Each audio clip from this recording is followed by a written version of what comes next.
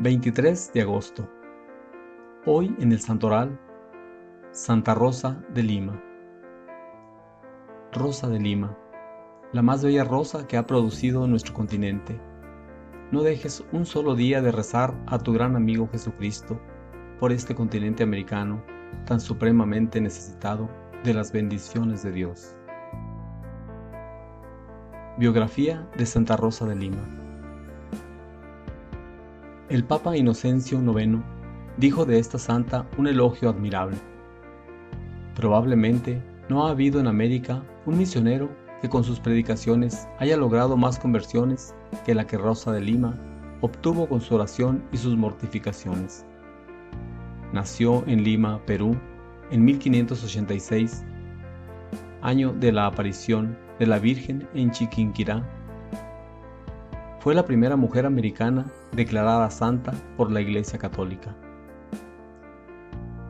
En el bautizo le pusieron el nombre de Isabel, pero luego la mamá, al ver que al paso de los años su rostro se volvía sonrosado y hermoso como una rosa, empezó a llamarla con el nombre de Rosa.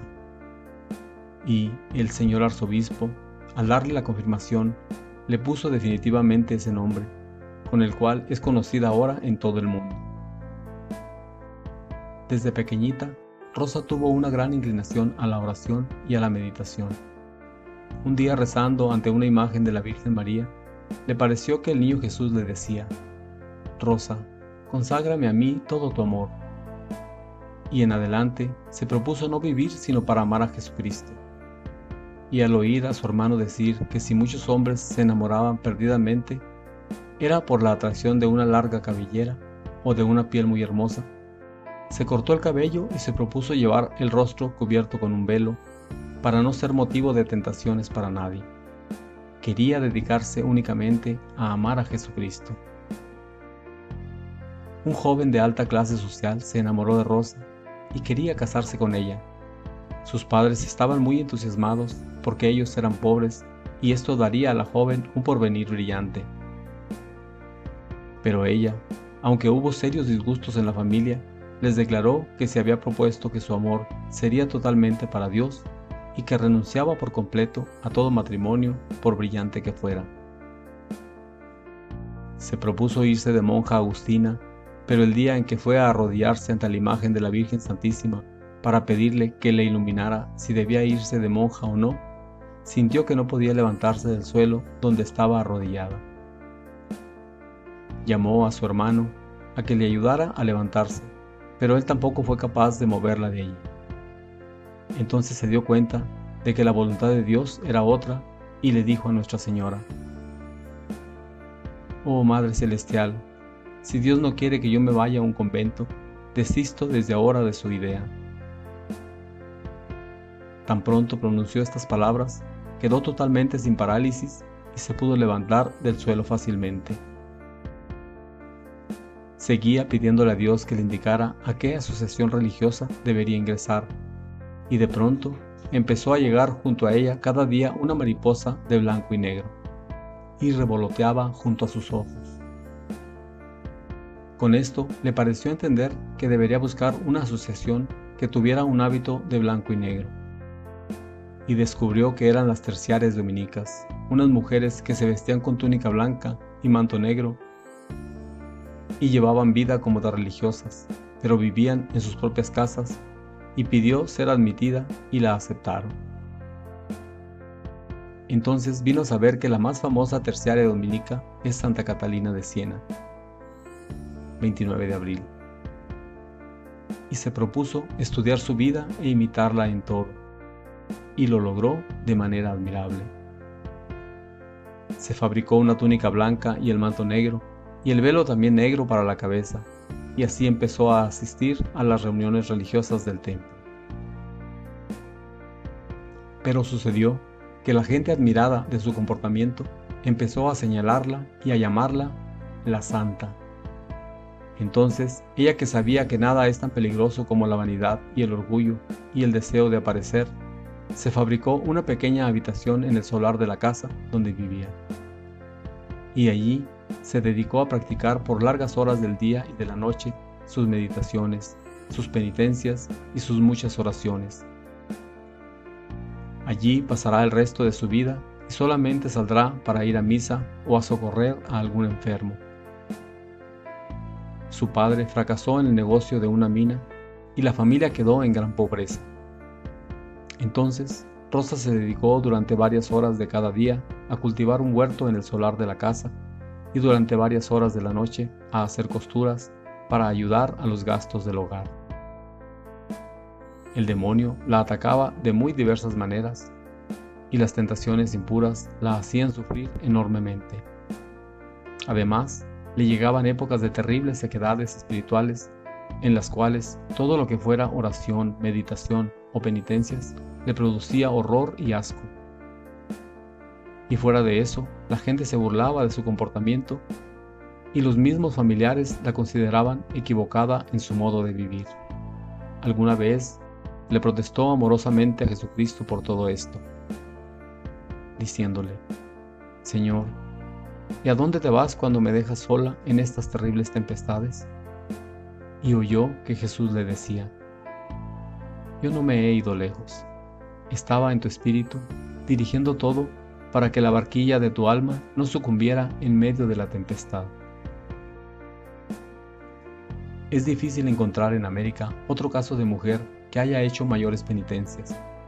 No las vamos a describir todas aquí porque muchas de ellas no son para imitar. Pero sí tenemos que decir que lo primero que se propuso mortificar fue su orgullo, su amor propio, su deseo de aparecer y de ser admirada y conocida. Y en ella, como en todas las cenicientas del mundo, se ha cumplido lo que Jesús dijo: quien se humilla será enaltecido. Una segunda penitencia de Rosa de Lima fue la de los alimentos. Su ayuno era casi continuo y su abstinencia de carne era perpetua. Comía lo mínimo necesario para no desfallecer de debilidad.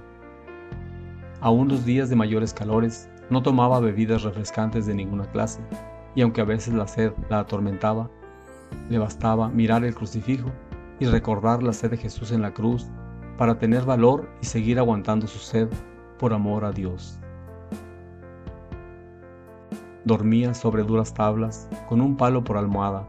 Alguna vez que le empezaron a llegar deseos de cambiar sus tablas por un colchón y una almohada, miró al crucifijo y le pareció que Jesús le decía: mi cruz era mucho más cruel que todo esto. Y desde ese día nunca más volvió a pensar en buscar un lecho más cómodo. Distintas enfermedades la atacaron por mucho tiempo. Cuando algunas personas la criticaban por sus demasiadas penitencias, les respondía: si ustedes supieran lo hermosa que es un alma sin pecado, estarían dispuestos a sufrir cualquier martirio con tal de mantener el alma en gracia de Dios. Y ella sí que lo sufrió. En sus últimos meses exclamaba: nunca pensé que una persona tuviera que sufrir tanto, tanto como lo que yo estoy sufriendo. Pero Jesucristo me concede valor para soportarlo todo. Los últimos años vivía continuamente en un ambiente de oración mística, con la mente casi ya más en el cielo que en la tierra.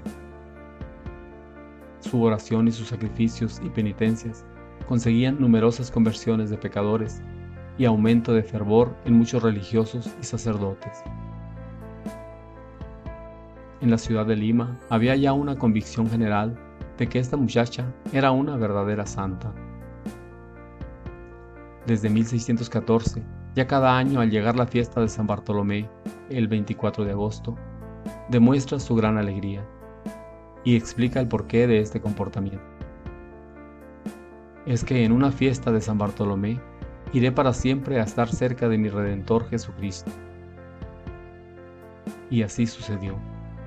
El 24 de agosto del año 1617, después de terrible y dolorosa agonía, expiró con la alegría de irse a estar para siempre junto al amadísimo Salvador. Tenía 31 años. Y a esta muchacha pobre y sin estudios le hicieron un funeral poco común en la ciudad de Lima. La primera cuadra llevaron su ataúd los monseñores de la catedral, como lo hacían cuando moría un arzobispo. La segunda cuadra lo llevaron los senadores u oidores, como lo hacían cuando moría un virrey. Y la tercera cuadra lo llevaron los religiosos de las comunidades para demostrarle su gran veneración. El entierro hubo que dejarlo para más tarde, porque inmensas multitudes querían visitar su cadáver y filas interminables de fieles pasaban con devota veneración frente a él. Después la sepultaron en una de las paredes del templo. Honores finales. Los milagros empezaron a sucederse en favor de los que invocaban la intercesión de Rosa, y el sumo pontífice la declaró santa y la proclamó patrona de América Latina. Dios te bendiga.